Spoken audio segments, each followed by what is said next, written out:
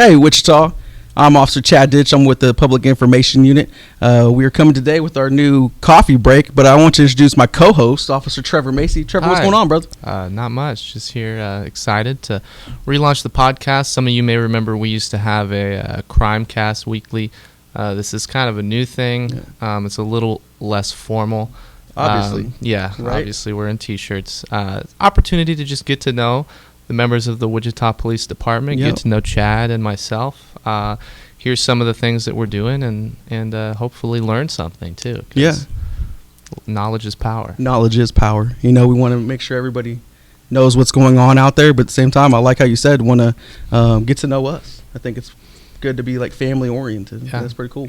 So what's the format for this show going to be then? So I think it's cool that we're going to bring on people from the department, right? We're going to let you see who we're going to introduce the chief of the police department, obviously, and then periodically, weekly or bi-monthly, we'll bring on more guests. Just let you get to know everybody on the department, hopefully.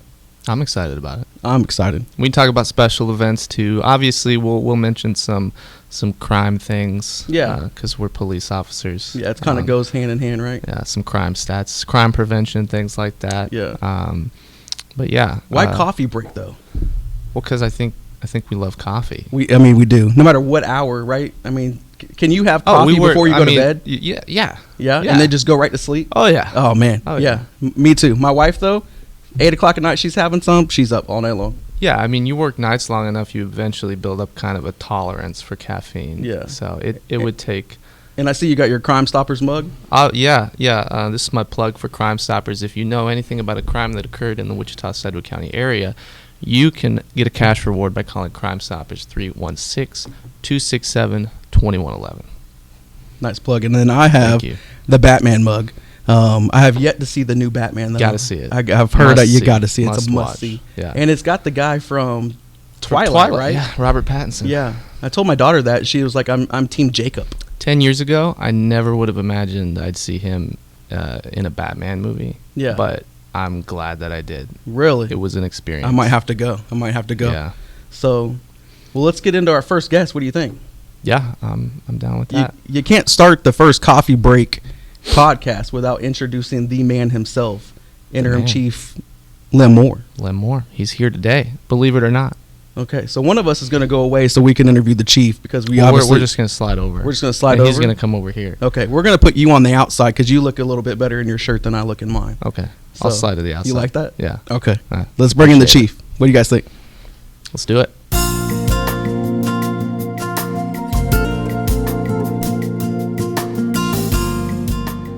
So here we are, our first ever interview on Coffee Break the podcast, and we have the man himself, Chief Lem Moore. Chief, how you doing today, sir? I'm doing fantastic. Thank you for having me. No, thank you for being here. I know you're a busy man.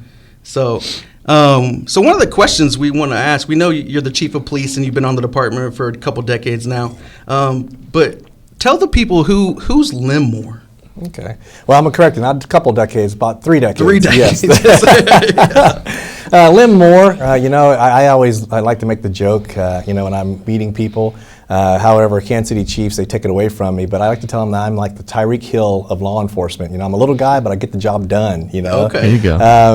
But over the years, I've learned a lot, and I've been able to experience, every bureau, every division within the police department. Mm-hmm. Seen sad times, happy times, and have been able to interact with a lot of people. There are people that still remember me from 25 years ago that come up to me and say, "Hey, you were my DARE officer. Right. You were my school liaison officer. Or, I remember you worked at EMCU and I was a runaway, and you helped get me back on the right path. And I appreciate you and think about you sometimes." So those are good feelings and good things that I hear from people. Definitely. Yeah. But Lem Moore himself, outside of the job, Lem Moore is somebody that appreciates the community, that appreciates, the life that God's been, given him. Yeah. I like to, attend Bible study. I like to, learn from the Bible. Right. But and to be able to translate the things that I learn, on my path in this life, over to, the things that I, interactions I have with people. Mm-hmm. So, for instance, forgiveness. This is one of the big things that, the revelations I've had in the past 3 years. I'm always asking, oh God, forgive me for this. Oh, please watch out, forgive me for this. And then I stopped and thought, how many times do I forgive others, for their trespasses or for the things the way they make me feel? And so it's become one of those things where people say, I like interacting with you because, I may do something that you don't like, or maybe something that I feel that maybe was inappropriate, out of line, but yet you treat it like it was nothing the next day, you move on. And that's what life's about, is being able to get past those feelings that you have and be able to understand that people make mistakes, and even though they making those mistakes, if they're willing to change, you shouldn't make them live in those mistakes. That's a huge difference. It is. And being as a young police officer, when you're out there making arrests or you're dealing with different parts of the community, I think it's also something that we do as well. You might just arrested somebody who committed murder or committed a heinous act, and now you have to interview that person. And if you have that anger with you when you interview him, you're not going to get anywhere with the case, and you're not going to get anywhere to get justice for that victim. So I think it's a great key to bring as an officer, as a leader to this department, is to have that, to know that you need to forgive people, or at least know that we're all human. Nobody is what's the word I'm looking for? Perfect. But we also, nobody's exempt from the trials and tribulations of life. Yeah. So, yeah, I like that. So stepping back a little bit though, like prior to law enforcement, you were in the military, correct? Yeah, actually, I moved to Wichita from St. Joseph, Missouri, at age 16, and so I experienced 1 year at Southeast High School, where I was able to do some gymnastics and some wrestling and get involved with some sports and meet some people. But then moved further out west of that location, about Central and Grove, and ended up attending and graduating from East High School. Okay. And I had come from a family that I already knew there's no way that I'm going to be able to change my lifestyle unless I decided to make an actionable or a conscious effort to do or be something different or be something more than what I was being at the time. And so I went off to the Marine Corps. I made sure I made it to the Marine Corps Reserves because I'm thinking, you know what, I've never been anywhere away from my family. And so I went to the Reserves because then at that point I could always come home, and if I loved it, I can just always go full time and move forward from there. So while in the Marine Corps Reserves, I met an actual police officer, Wichita police officer, and Dave Alexander, awesome guy, quiet, reserved. One of those guys where that you wouldn't think would interact with a young 19, 20-year-old black male the way he did, which was fantastic, at least back during that time. I never really, interacted with a lot of people. But we were sitting on the chow hall bus on our way over to McConnell, looked at his green utility, and he had like a badge, that was on his belt. And I go, hey, what are you, military police? He explained to me, no, I'm Wichita police. And that myth, I'd never really come across an officer except for standing on my front porch down at Central and Grove. I see some black males run by, and then I see some officers run by. The officer comes straight to me and asks me for my ID, as if I were involved with the situation. Right. Obviously, they were able to clear it up real quick because, Mama Bear came out and was like, why are you talking to my son? What's going on? Yeah. And they continued on looking for the real suspects. But that's the only interaction I'd really ever had with the police. Yeah. But he was able to take the time and explain to me the hours, what police officers did. And my path was to be a nurse. Yeah. I was wanting to be a nurse. I wanted to go that direction and to help people. So I knew ultimately, no matter what, I just wanted to be supportive and be a part of, of our society and helping people, making people smile, making people feel good on the inside. Yeah. Once he explained to me a little bit about law enforcement, that, hey, police officers, have a huge responsibility in changing people's lives, and causing positive effect in people's lives. I realized that's the path I wanted to go. So up until age, and at the time I just turned 21, up until age 21, I never even thought about being a police officer. Right. That weekend, that Saturday, I learned a little bit about it. That Monday, I was downtown filling out an application. Wow. Yeah, things have changed. I had to actually come down here to fill out the actual application. Right, yeah. But he made that big of an impact on you. He made that huge of an impact. And it was so great that when I was promoted to deputy chief back in January, I actually invited him, and he pinned my badge on. So the photos of the male that's in that photo is actual retired Detective Dave Alexander, who 30 years later, I wanted to show my respect and my appreciation by having him pin my deputy chief badge on. That is awesome. That's a great story. So speaking of 21 is when you came on. Same thing now as 21 is how old you have to be a police officer. What would you tell the 21-year-old self from everything that you've learned over your 3 decades in policing? What would you tell the 21-year-old self today? All right. Yeah, 21 years of age. I mean, unless you're a very patient, humble person, and that's what I give my credit to, is that I learned to be able to sit back, and just watch and observe. Yeah. And at the same time, I wasn't afraid to jump in there and get the job done. 21 years of age now, a lot of people aren't even moved out of their homes at this point in time. So I would definitely say get your education.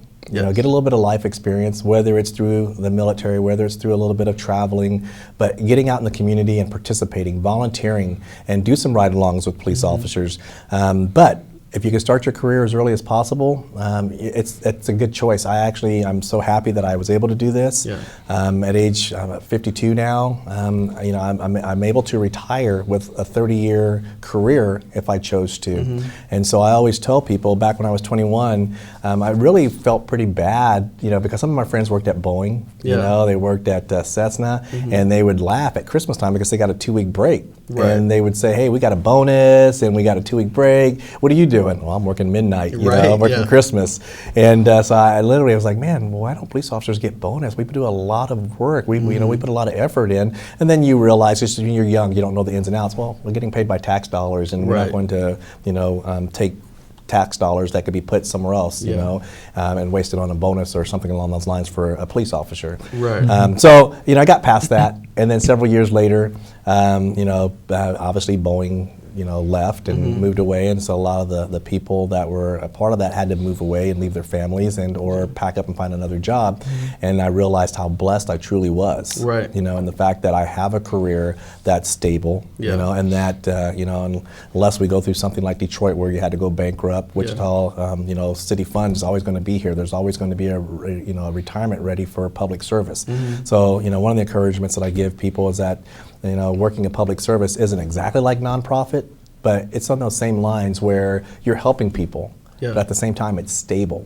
It's more stable than the private practice, which is giving, it can pay you right up front and give you the upfront money, but is it sustainable? Is it something that when you turn 50 or when you turn 60, that when you're ready to stop working, that's going to have that paycheck continually coming in, to where you're able to survive? And you're able to pay the bills, and you're able to have, a warm home, to live in. So I would tell the 21-year-old to, look at all those different factors and take all of those things into consideration, because, their future is important and it is key. And when I retire, I'm going to be looking towards them to be the educated leaders, that are needed to, help me feel safe. One thing, being new up here at the Public Information Unit, I get to obviously be where you work at. And the one thing that I always enjoy seeing is all the chiefs of the past, right? You see everybody that's ever been a police chief. And your title is Interim Chief, but your picture's on that wall forever. So to us, you're chief, right? We're not going to say Interim Chief. How does that feel, being up there on that wall with all these other prestigious leaders that we've had in the city? I can tell you, I remember when I went to the conference room down on that 4th floor, walking in there with my suit and tie, which was really wasn't too great back then because I couldn't afford one, and doing my interview with the chiefs at the time, and then all the commanders, and it was really intimidating. And then walking out and getting a conditional job offer, and then looking at that board and looking at all those faces of the chiefs on there, and the thought crossing my mind, man, it'd be awesome to be forever ingrained in the history, of that board, a chief of the Wichita Police Department. And then it hit me, that ain't never going to happen. And then I walked out of there, and then started my career. Right. And even up until, this year, it wasn't even a thought, in my mind. It's not one of those things that I was pursuing. My ultimate goal from the first time I joined the police department was to retire as a lieutenant. Retire as a lieutenant. And then midway, when I hit about 20 years, I was like, ooh, I have a chance. I want to retire as a captain. That was my goal. And working under the leadership of, Deputy Chief Wanda Givens, she was able to give me great guidance and structure and organizational skills, and so I was able to make it to Deputy Chief. The interim chief position, total surprise. That right there, when I was called in and asked, I didn't hesitate. Yes, I jumped towards it. Didn't think about all of the interactions and effects that it would have on my daily life. But even till to this day, the first 3 weeks were heck. It was really bad. Coming into some high-level media issues that had to be addressed. But like I said, it's a good thing that I have that great church foundation, Yes. over at Central Community Church, and the relationship with Pastor Bob Beckler over there. I was able to have some conversations and keep me on the right path and understand and see that I'm in place for a reason. Yeah. And with the different race relations that are happening within our community and that are being reported, it hit me that right time, right place, to be able to make some positive change. It did surprise me though. I'm a loner. For the most part, it surprised me that a lot of officers, we have like 900 police staff members, 700 of them commissioned, that actually were really positive and liked me. But you go through your career, you work hard, you keep your head down, you make things happen, and you interact with people high and by, but no one really goes above and beyond. It's like, hey, pat you on the back and lets you know that they are there, your friend. But once I got promoted, it was nice to be able to see that people noticed the positive effects that I've had on others in our career, and we have a lot of great men and women within the Wichita Police Department. I'm very proud to be their leader. They're making it, we've had our bumps and there's been some mistakes, but they're making me very proud, and they're making it easy to be their leader. Because I would say over the past few years, they've done a fantastic job in building bridges in our community.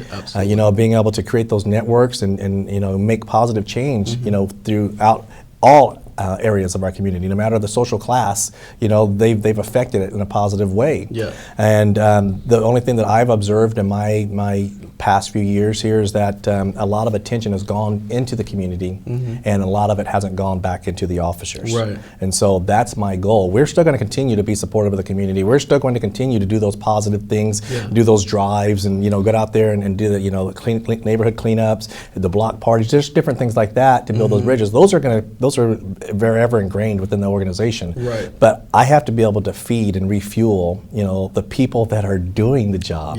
And so my task is to make sure that I go back to the basics of internal, professional inspiration, professional connectivity with the officers, and letting them know, that their executive staff cares. And I don't have to do that through financial gain or what it means to them. I can actually do that through my actions, and my staff can also, take the steps to be able to show that, we are here and supportive of our officers. And so that's my main focus, while I'm here, is to make sure that those officers are re-energized, they're re-fed with the motivation and inspiration that they need, so they can actually relay that out to the community that they're serving. Absolutely. Trevor, did you know that the chief was actually my lieutenant in FTO when I went through the academy? I did not. What was that like? It was awesome, actually. Not only is he a great leader, but so I'm a father and I get emotional pretty easy, especially father-daughter things and stuff. But so the chief took over one day as our FTO for the academy. And it was the end of the day, and he said, hey, the 4 element leaders, you all are going to run a mile and a half, and whatever element wins, the rest of the team, your team does not have to run a mile and a half.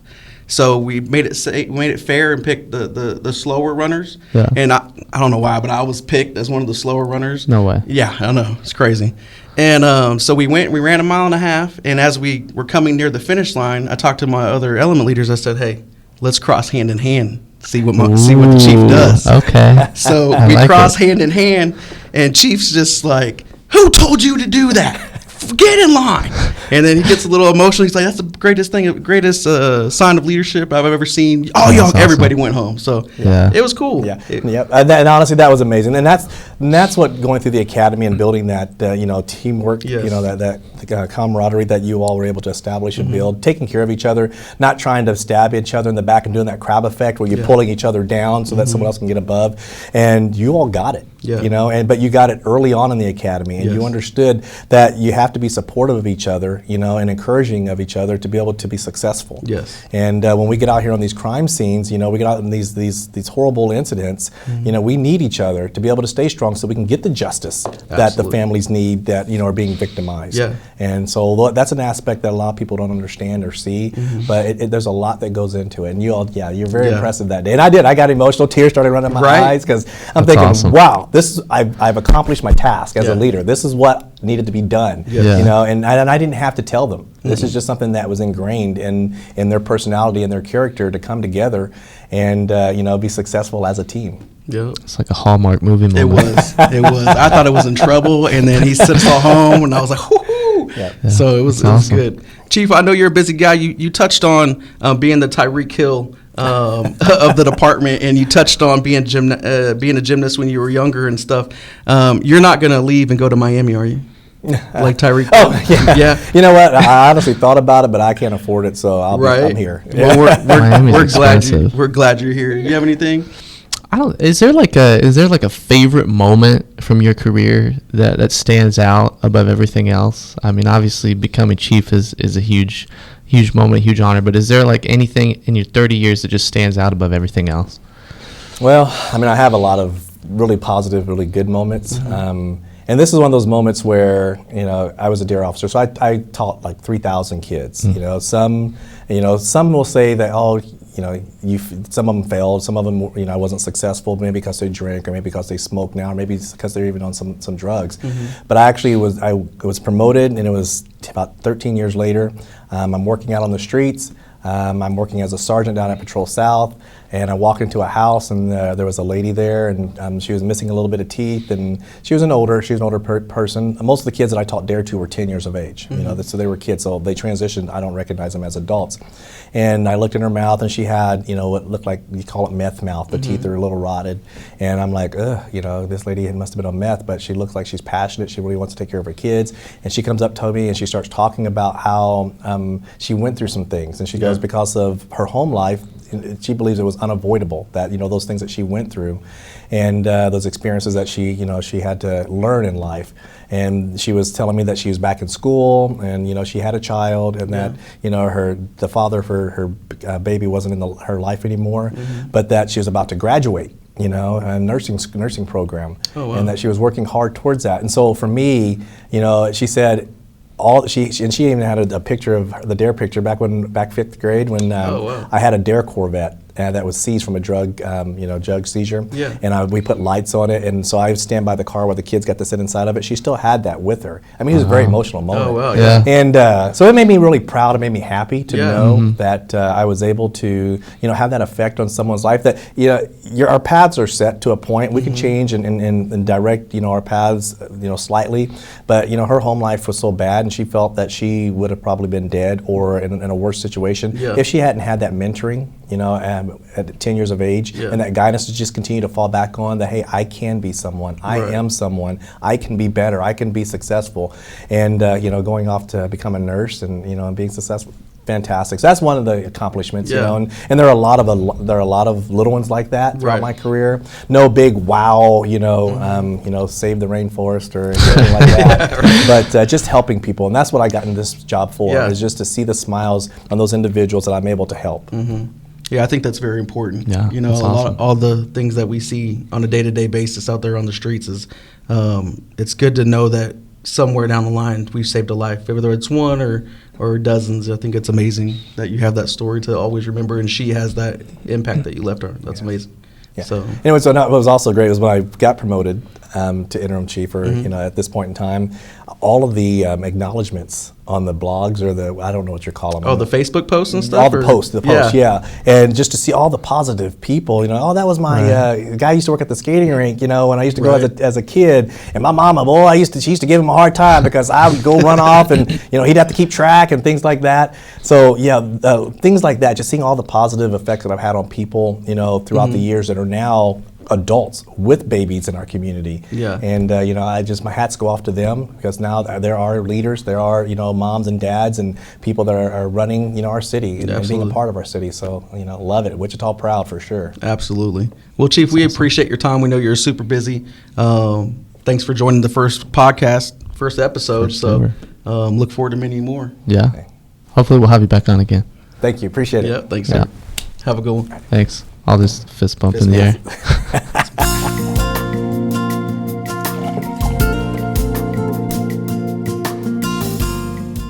Well, thanks, Chief, for coming out. I appreciate that. Got to interview the Chief of Police. That's pretty cool. Yeah, as far as first guests go for podcasts, that's kind of like the pinnacle. Yeah. So it's like it's downhill from here. It is. Right. But he set the bar for everybody else. That's a high bar. It is a high bar, especially like everybody that comes in. I'm like, the chief talked about some pretty deep stuff. Yeah, they're gonna have to up their game. Yeah. Did you know he was my FTO? I did not. Yeah. That's new to me. Yeah. That's pretty cool. It was pretty cool. I feel like he's followed me my whole career.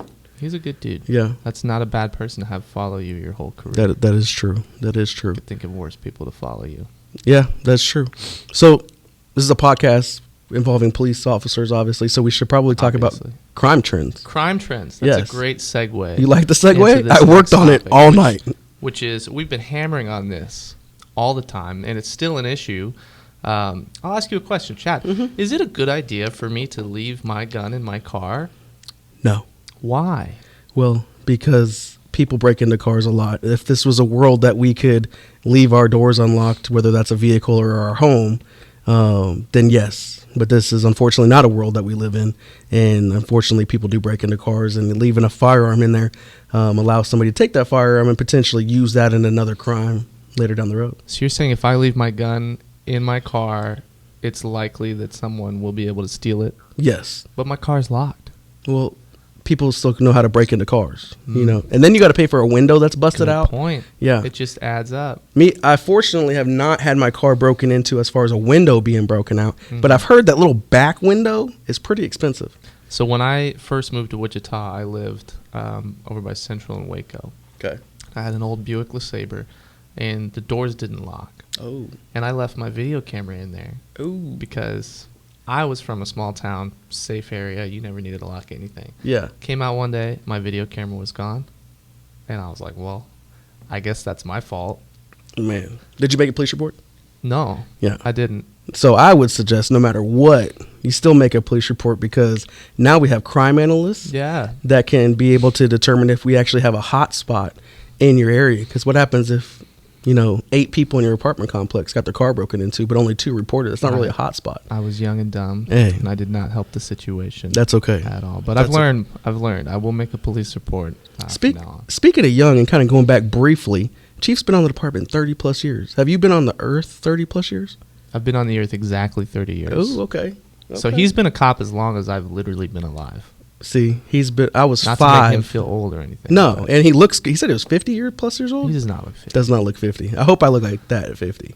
Yeah. Yeah, but I'll be anyway, lucky. back to the crime trends. Yeah, make sure you're locking up your guns in a gun safe. Actually, a car is not a gun safe. Car is not a gun safe. You Not a actually good made this a point on your TikTok. Yeah. What's your TikTok? Officer Macy. Officer Macy. At Officer Macy. Okay. Follow me there. I've got some public safety tips. They're pretty good too. Silly videos. Yeah, and they'll know it's you because you got a picture with Sergeant Justice. Yeah. So The one and only. We need to get him on the podcast. we do. Maybe even make him a TikToker or something like that. Yeah.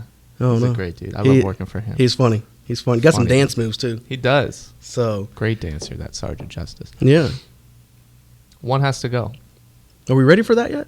Yeah. You sure? I want to move on. Let's move on. One has to go. If you've never heard of this, it's you take 4 things, and you hopefully they're all under the same category, because that'd be weird if it was all different categories. It'd be easier to pick something. I think.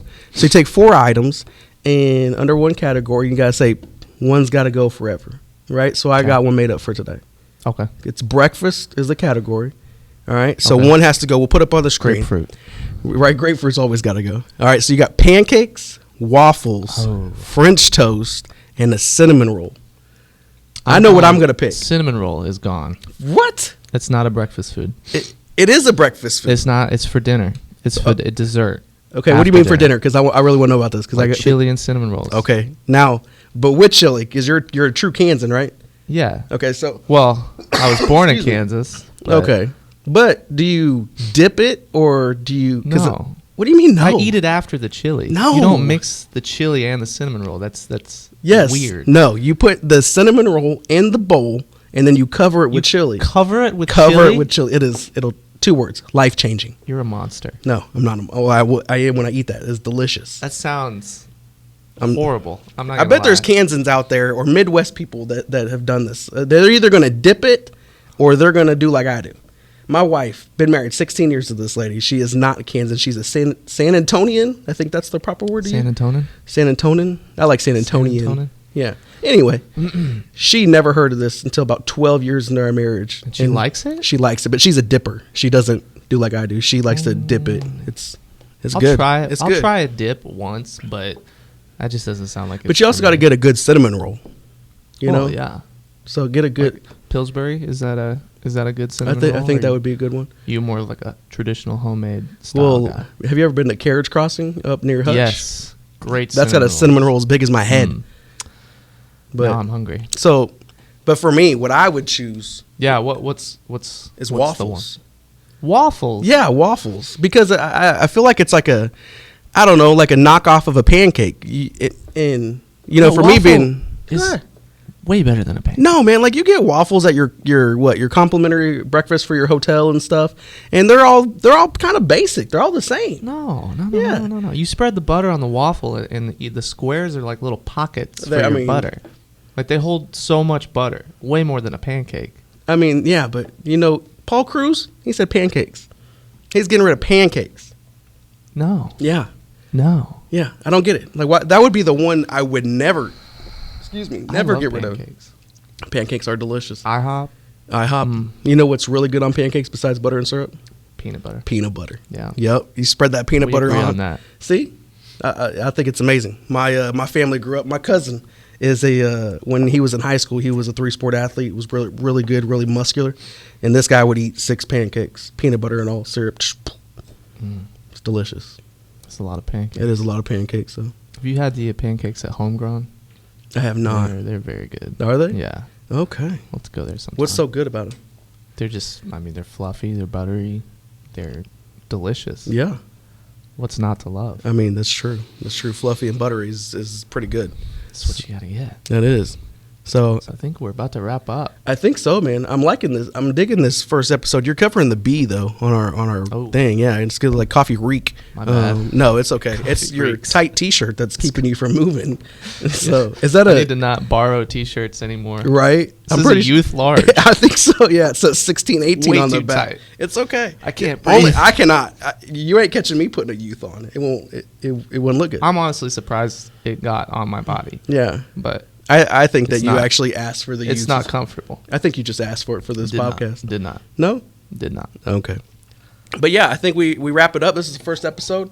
Next week. Next week We're we'll gonna have go another ahead. guest. Yeah. You know who yet? I don't know.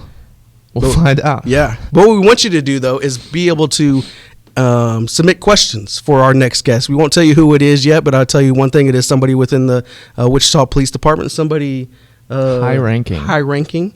So any questions, please submit them to policeweb@wichita.gov. .gov. And put coffee break in the subject line so we know that it's a question for coffee break. We get a lot of emails to that account. We so do. That'll help us sort through them. Yep. Anything you want to know about the department, about Chad or myself, Yep. our guests, anything going on in Wichita, crime trends, public safety tips. Do you want to leave them with something about you that people might not know? No. No? Why not? I don't. Are you nervous? You put me on the spot. I here. know. I don't know I what know. to say. How about this? How about it? You gonna tell them that you actually are a singer, I'm not a singer. but you sing. You can sing, right? I'd like karaoke. Yeah. Yeah. But- I'm not a professional singer. Well, no, because you wouldn't be here if you were a professional Well, singer. no, yeah. But you can sing a little bit. I don't know that I would consider myself a good singer, but I Okay. can karaoke with. With the best Among of the them. best, What's your yeah. go-to karaoke? I've got a whole list Yeah. on my phone. Okay. I like Jet. Are You Gonna Be My Girl? That's Okay. a classic. Gotcha. Or some Eminem every once in a while. Eminem is Yeah. definitely go-to. Backstreet Boys, NSYNC. That's Ooh, that's my go-to every time. What's something about you that people may not know? Let's see. Something about me. I was in the military. I was a dog handler in the military. Really? Yep. I For did not 6.5 know that. years, I was a dog handler. 10 years, I was in the military. Which branch? Air Force. So wait, I'm gonna pause for all the haters that are gonna talk crap about the Air Force because it happens a lot. Yeah. But it's okay. It's okay. This is a safe place. This is a safe place, and I have some thick skin, and I can take that. That's good. You know. But yeah, dog handler, pretty cool. You know, That is your cool. boss really doesn't What yell was, at. what was your dog's name? Dude, I had 4 dogs in my time. So I had Bruiser, Aslan, Viper. Aslan from Chronicles of Narnia. That's where I think they got the name. Yeah. Yeah. So then I had a dog named Viper. That was pretty cool. And then my last one was Andor. And Andor was he was special in his own way because he had a really bad ear infection. Oh. So his head tilt. So when you talk to a dog normally, sometimes they tilt their head. Well, Andor's was always tilted. So when you would talk to him, it'd go straight up. That's funny. That's pretty good. So anyway, That's coffee good to break. know. Thanks for hanging out. No, thanks for hanging out. Thank you guys with us. for watching. Yeah. Tune in next time for Yep. coffee break. Till next week. Peace.